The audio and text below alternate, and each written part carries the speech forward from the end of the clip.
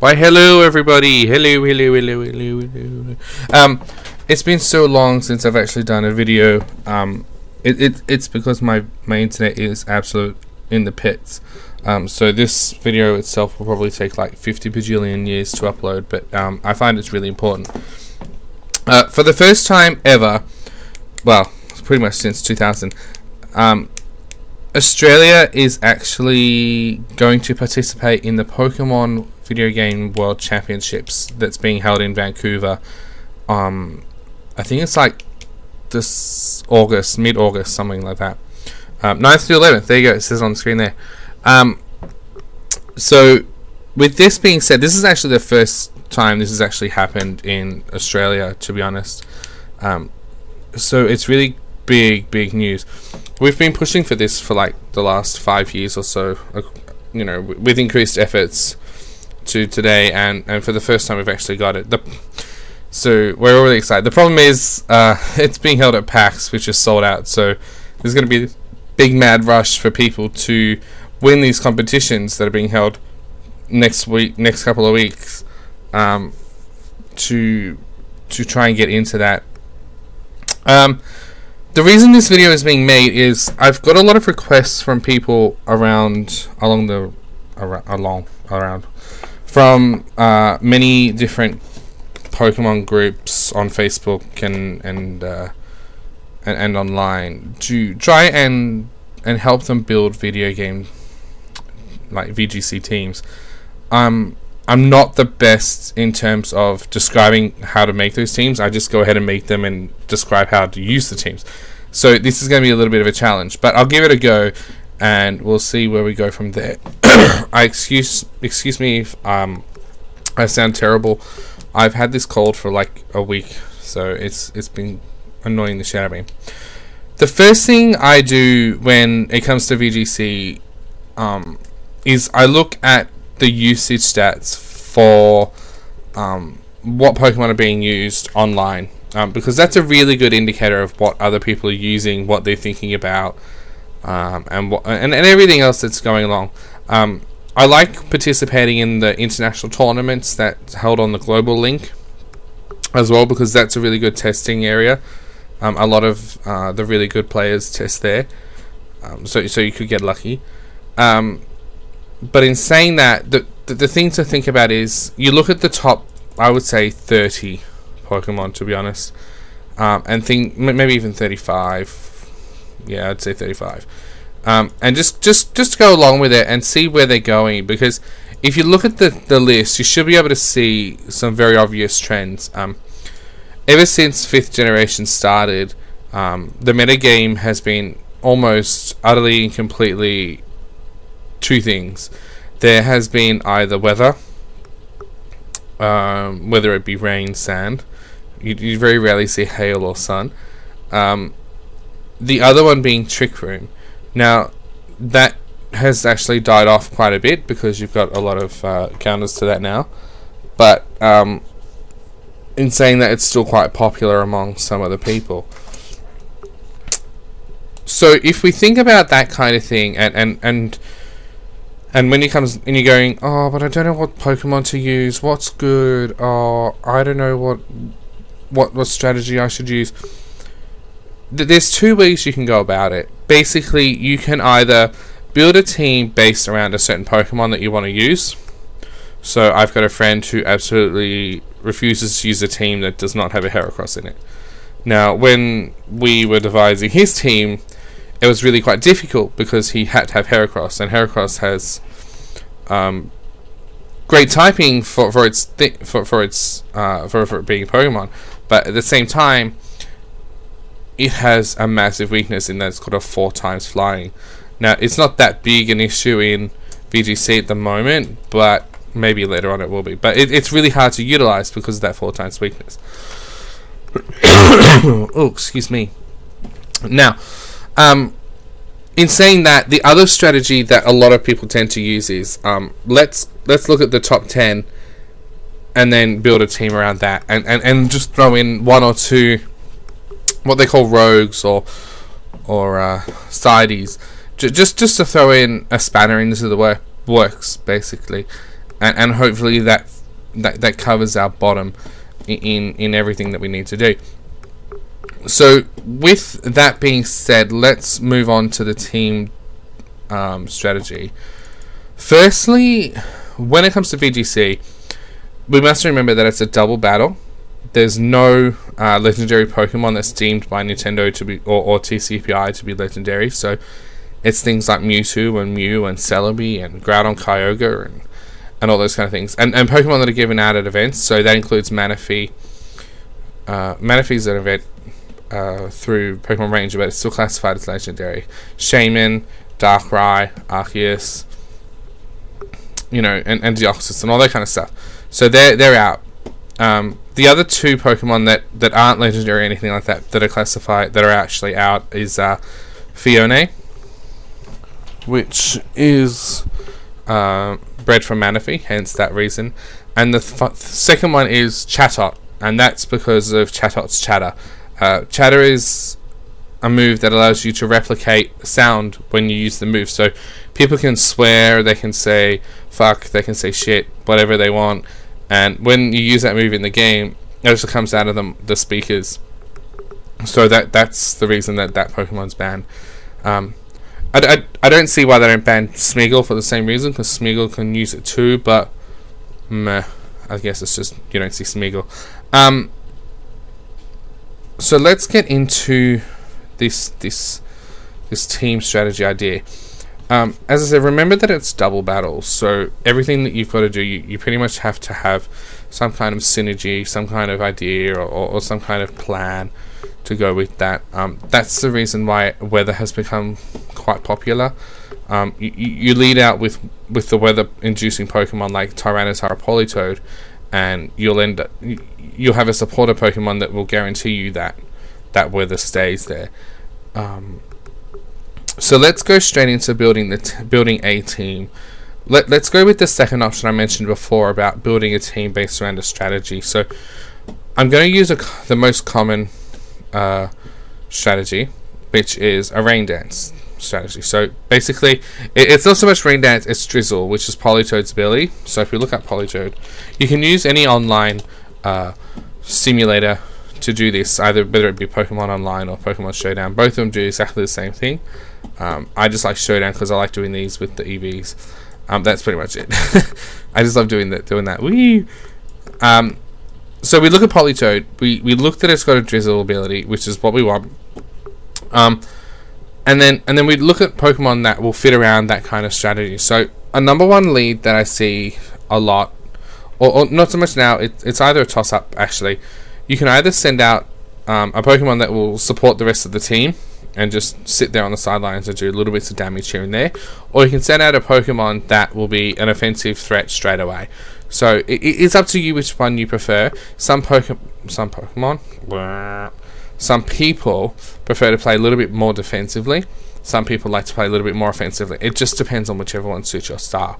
Personally, in a rain dance, I like to get the mood going, so let's go with an offensive Pokemon. That's just the way it goes. So the second one, you can actually go with either a Kingdra or a Ludicolo. So let's go with Ludicolo. That's probably a better option. Ludicolo is a really good Pokemon in the rain. It has Swift Swim, so it doubles its speed. It has Fake Out, which means that the Pokemon can flinch. It has the ability to do increased damage with water attacks, and it has great typing in that it can counter the common Gastrodon.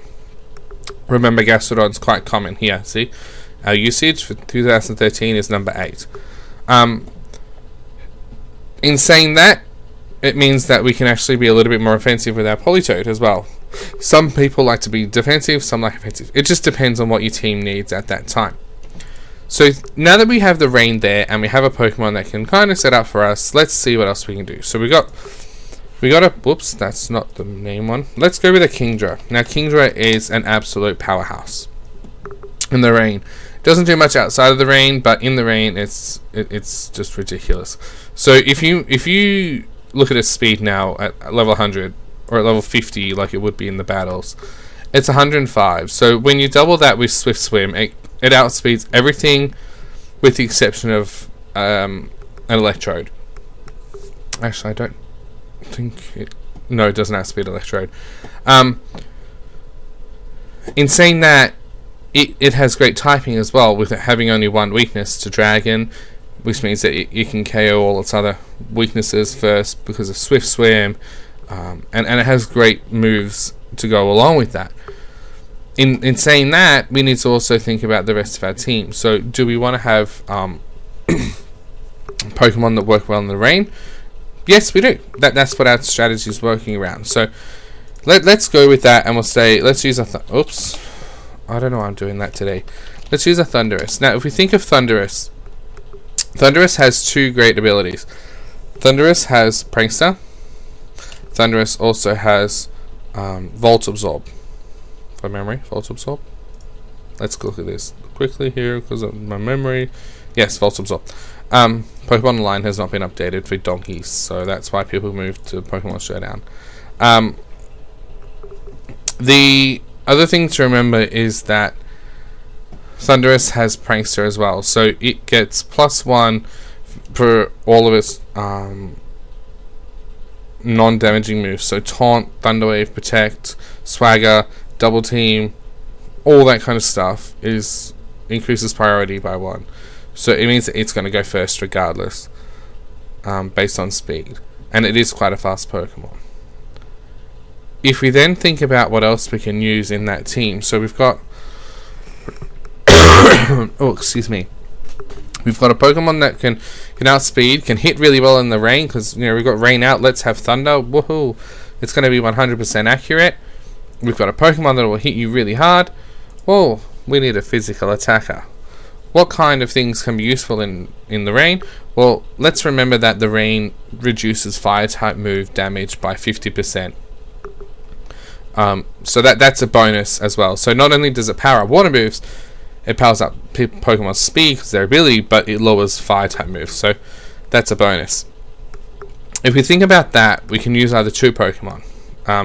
Because of that 50% reduction in fire moves, we can use either Steelix, you do Steelix, Sizzle or Metagross, or even a Ferrothorn, again to counter the Gastrodon. Most common is Metagross, followed by Sizzle, because Metagross has the better typing. So let's go ahead and add our Metagross. And in saying that, we've got now 1 special attacker with Thundurus, 1 special attacker here, a special attacker with Ludicolo, and a special attacker with Politoed. It's really important when you're building your teams not to go all 6 for 1 type of attack. So not to go all special attacking, or all normal attacking, because what will happen is they'll bring out a Pokemon that will have massive, massive special defense or massive defense, and they'll just sit there all day and take very little damage from you. And that's what Metagross does too. Has great typing and all that kind of shiz. So in saying that, we can actually go ahead and add some other things that we want to add. When it comes to building your team, and you want to have good synergy and good plans, we've got our rain team. We've got really good rain synergy. We've got someone here in Ludicolo that gets Swift Swim, has great typing with water and grass. We got Water Dragon with Kingdra. We got Thundurus who hits 100% in the rain.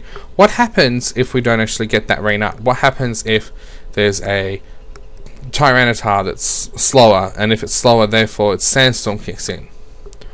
Well, this is where it becomes important to have that synergy. You need to have a Pokemon, or you need to have some kind of strategy that you can use in that kind of situation. If you see a Tyranitar, do you lead with a Politoed, or do you want to use something else? And that's the thing. Personally, I like to have something on my team that may not be considered normal. It may not be considered what can you say, kosher, to be honest. Like, if we look at that team, it's great. We've got great teamwork, we've got great synergy, but we're lacking a little bit offensive wise, and we're lacking something just in case we can't get our rain up. What are we going to do with no rain? In this situation, it comes down to a point where, okay, we look at the top 10, right, we got our top 10 or top 20 or whatever it is, and you look at it and you go, I know all these Pokemon will be in the competition at some point. What Pokemon can I use that works really well against all of those, but still works relatively well in my team? And in saying that, it comes down to the point where you go, okay, so maybe I need to go a little bit outside the comfort zone of the Rain Dance and put in something that doesn't normally fit. In this case, you might need to throw in something like an Infernape, or you may need to throw in something like, you know, a Blaziken or something like that. Just something that gives you that little bit of a boost that you wouldn't normally have. In throwing in Infernape as well, you're telling your opponents that you've actually come up with several different strategies to use that doesn't necessarily rely just on Politoed. If you had a Politoed and then had like all these Pokemon afterwards that relied only on that Politoed, you're giving your opponents the distinct advantage in saying that I'm always going to lead with the Politoed. I can't live without my Politoed. And they're going to know what to do straight away. There's a couple of things in video game championships that decide, you know, matches. The first one is how you present yourself and your team. So sometimes, you know, I've been to many championships and many tournaments, and some people say put your common Pokemon in the middle and then put your other ones on either side so that they don't necessarily see them and all that kind of stuff. And some people say it doesn't really matter, you know, it all comes down to showing your team synergy. You get 60 seconds to view your team, you know, you can make a team out of that, and that's what this is. So you get your 6 Pokemon, you get to see your opponent's 4, your opponent's 6 as well, and then from there you get to view, you know, your Pokemon from there. With saying that, this is why it's important to sometimes throw in that spanner, throw in that one thing that's going to throw off your opponents. The putting in the Infernape in this team says that, okay, I can go without Politoed, I can use my Ludicolo and my Kingdra straight away, and I can have my say, you know, Thundurus and Infernape for backup, and just go with that. And that way you've got great synergy in that you've got water, you cover your water with your Infernape, you cover your Infernape with your Thundurus, and it goes vice versa. The second thing to worry about in your team when you go to VGCs, it's all about prediction, pretty much. Like, if you can predict pretty well, then you're on your way to getting the top spot. And the prediction isn't just about knowing, you know, oh, this Pokemon's weak to, you know, Politoed's weak to water, so it's weak to electric, and is weak to grass. Oh, let's use a grass move. It's not just that. You got to think about what your opponent might do in that situation. You know, say you had a Ludicolo out against the opponent's Politoed. Are they going to switch? Are they going to use a move against me? That's when prediction comes into key. The third thing, and probably the most important factor with any Pokemon battle, is there's a lot of luck.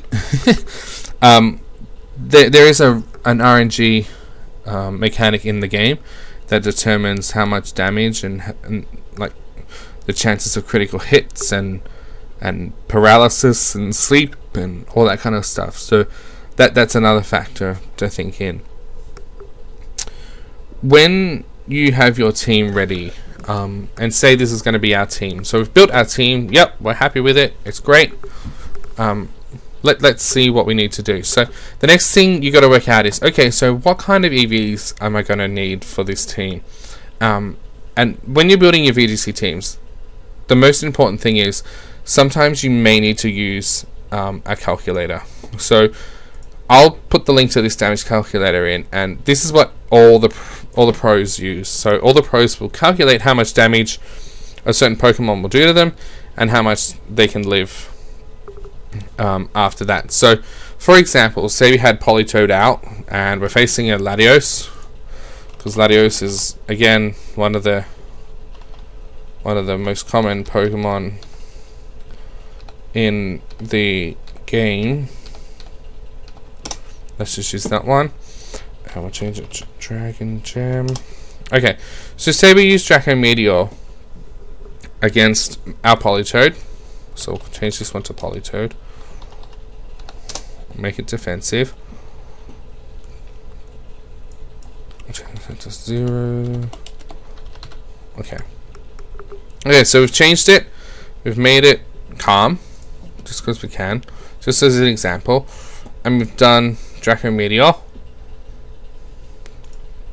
Okay. Now, this is why we need to have EVs. So we've got 252 special attack and speed for Latios, and we've got 252 HP and 252 special defense for Politoed.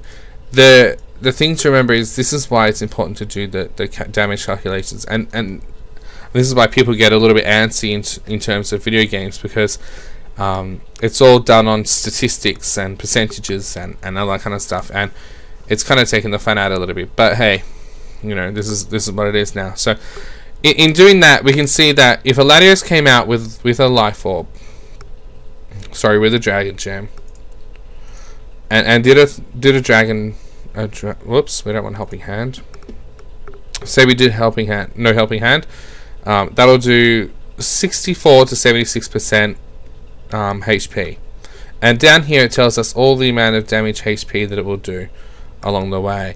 However, if we put the Helping Hand there, it'll be 96 to 113. So it does that little bit more. And that's when EVs become really quite difficult, and sometimes you have to balance, and you have to decide, okay, as Politoed's not going to survive one attack, do I want to put a little bit more into that HP, into the bold, into the defense, and make it a little bit more overall bulkier to survive those physical attacks, maybe from that Politoed, from that Metagross or that Scizor that we talked about before, and that's what it comes down to. I can't tell you which ones to take. I can't say to you, okay, so this is the most common, you should run this. It's personal choice. If you want to run a little bit more of a defensive Politoed, then you can run an offensive Politoed and go with a Choice Scarf and Hydro Pump away, or Muddy Water away, and all that kind of stuff, you know, and decide that way. It just comes down to what your kind of play style is, and working from there. If you need good sets for Pokemon, there is, oops, not that page. I'll also link this while I'm at it too. This is an introduction to team building, which is on Nugget Bridge, which is a competitive Pokemon area based in the US, and it does all of the teams and all of the stuff for Pokemon in the what do you call it? In the community for America. Oops, and I will probably not even find it. I'll have to find it later and link it. But what you need to do is you can use sites like Smogon and stuff, but I find that Nugget Bridge is a much better place because it's a lot more competitive, so people tend to know what's out there a lot more than what people are throwing on Smogon. But it all, and then the same thing can be said for moves. So a lot of Pokemon these days suffer from what's called 4MS, so 4 move syndrome, where they have such a good move pool, but you just don't know which moves to put on, and that again comes down to personal choice. I don't know what the rules specifically are. Pardon me, it's getting late and I'm sick. In terms of whether or not you're allowed to change your moves in between matches, I don't know. But you're not allowed to change items, as far as I know. With anyone outside of that 6.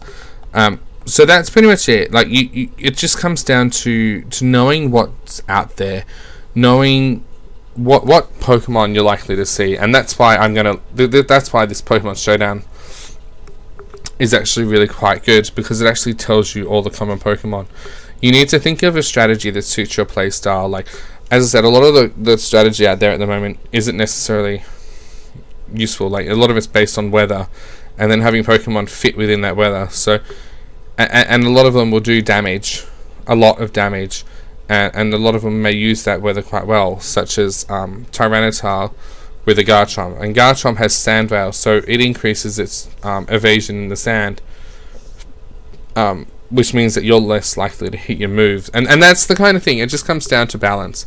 If you find that you've made your team and you're testing it online and you're really liking it, but you're not really winning 100%, or you know, you're not winning a lot, you may find that you need to change your Pokemon. Say, Ludicolour's not really working out for you, so you need to change him for a Hitmontop. You know, oops, not Hitmonchan, you goofball.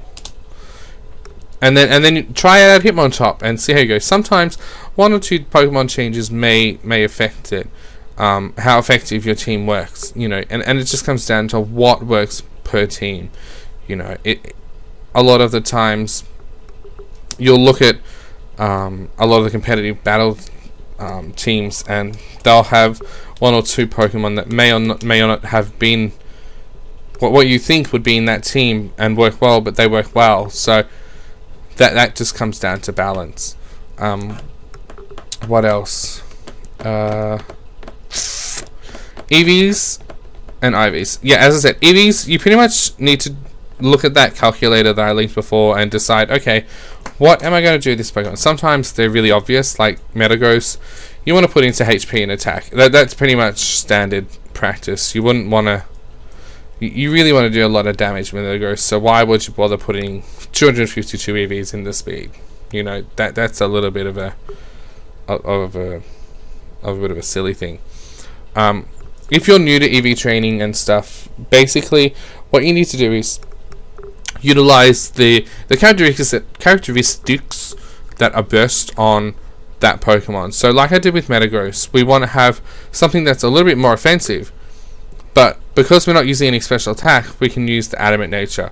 If we really want it to be a little bit slower, then we'll use the Brave Nature and keep it, because sometimes slower is better, and it just comes down to what you like. You know, for the example of Politoed, we've got an option here where we can either be physically a little bit more defensive, or we can go all out special defensive, or we can go, you know, let's go a little bit more gung-ho and we'll go all out offensive, and we'll just max out his special attack and we'll max out his special defense, or, you know, or whatever, and just do it that way. But I would really recommend, I'll put a link to the websites like Nugget Bridge and Displace and Smogon, but apparently Smogon's down today. Like normal, Smogon's been getting a lot of DDoS attacks. Basically, look at what the common sets are, what kind of fits in with your moves, what kind of fits in with your move style, what kind of fits in with your team strategy. Like, would you necessarily have an offensive Politoed if you've got a Kingdra, a Thundurus, a Metagross, and Infernape? Probably not. You could probably sacrifice his offensiveness for a little bit of bulk.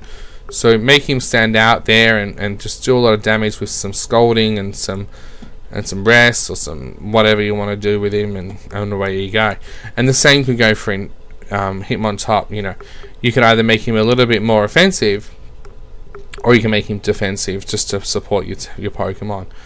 You know, a helping hand goes a long way, and you know, a wide guard will go a long way, and all that kind of stuff is just really good to use. The other thing to remember is when you're IV breeding or RNGing or whatever you want to do, it's really important to get the best IVs that you can for all the stats that you can, because the higher your IVs, the more stats you get, like the higher stats you're gonna get, and the more chance you got of living or doing damage. So that's really important. Obviously, unless you're running a trick room and you want to get 0 speed IVs, that's obviously better for you. And then yeah, the moves, again, as I said before, it all comes down to form move syndrome. A lot of Pokemon, if I show you the Japanese stats, I'll show you the Sizzle. This is, I'll link this as well. This is the results from the Japan Cup. So basically, whatever people come in top 25 here get an automatic entry into the Japan Nationals, so that they can apply, like try to go to Worlds. These are the top 10 Pokemon, which I'll link in the description. But if you look at Sizzle has pretty much 4 moves that it uses all day, every day. It doesn't really do much. So Bullet Punch was seen on 99.4% of all the Scizors in that tournament. Bug Bite was on 98.8%. So that kind of thing, it kind of shows you. And the same with Metagross.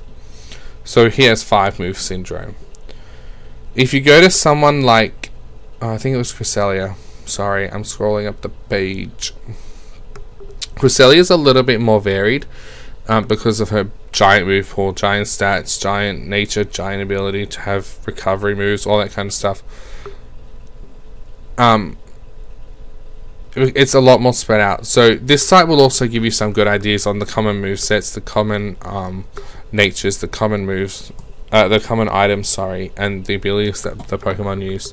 And this is just for the Masters division. So over 5,000 Japanese Masters played in this competition, and these are all the stats for that. But yeah, I think that's pretty much it. Like, it just comes down to what you're comfortable with. Like, if you don't want to run a standard team like this one, like that's always been seen, then don't run it. Run whatever you're comfortable with, and go from there. Like, I personally probably wouldn't run this team because it's too mainstream, and that's not how I like to play. When you build your team and you're thinking about what Pokemon to use, try and remember to keep it fun. If you're not going to have fun with it, then you're not necessarily going to win, because you're not going to enjoy it. Therefore, and it's just kind of like that rolling on effect. It's the same pretty much in everything. If you're not going to enjoy it, then don't. Then you're not necessarily going to do well. And I think that's really important to remember when you're creating your team. Try and create it so that you're going to have fun with it. If you're not going to have fun with it, then don't create the team, don't participate, because you're just going to ruin it for yourself and possibly for everybody else. The last thing is probably just a recap. So I don't know how long this video has been going on. So try and when you think about your Pokemon team, you've got your stat usages here. So you're looking at it and you go, okay, I know what Pokemon I want to use. Go onto an online simulator. Have a look at the team, have a look at the moves that you can put on it, and try and get moves that cover a lot of types at the same time. So you're not necessarily going to have all water moves on Politoed. That's kind of a bit crazy. You're not going to have all electric moves on Thundurus, because that's going to be a bit crazy. And same thing, you know, just kind of keep it a little bit varied. Otherwise, you're going to screw yourself over. And yeah, remember to test. Remember to test and test and test. And then remember to change. If you notice anything that's not working, change it. There's no point keeping it there if it's not going to work. If it works 1 out of 20 times, it's not working. You need to fix it. If it's working 20 out of 25 times, it's working. That's fine. You just got unlucky. I'm going to also put in a link to a site. I can't think where it is. I'll have to find it. It's basically about how to get yourself ready for the video game championships. So make sure you're eating well, make sure you've tested, make sure you've got all your Pokemon ready, trained, ready to go. That way you'll be set, you'll be pumped. You don't have to worry about anything in the morning of the test or the tournament. And yeah, I think that's it. So hopefully this doesn't take a bajillion years to upload, and yeah, I think that's it. If you have any questions or anything, just put a comment in the in the box below, and I'll reply when I can. Just remember that my internet's in the pits. Like, I don't have very good internet anymore, which is why I can't stream, can't upload nothing. And then hopefully this will be a big thing for Australia, and we can have some next year. And yeah, so that's it from me, and best of luck if you go to the Nationals, and best of luck to those at Worlds in August, and I'll speak to you guys later. Peace.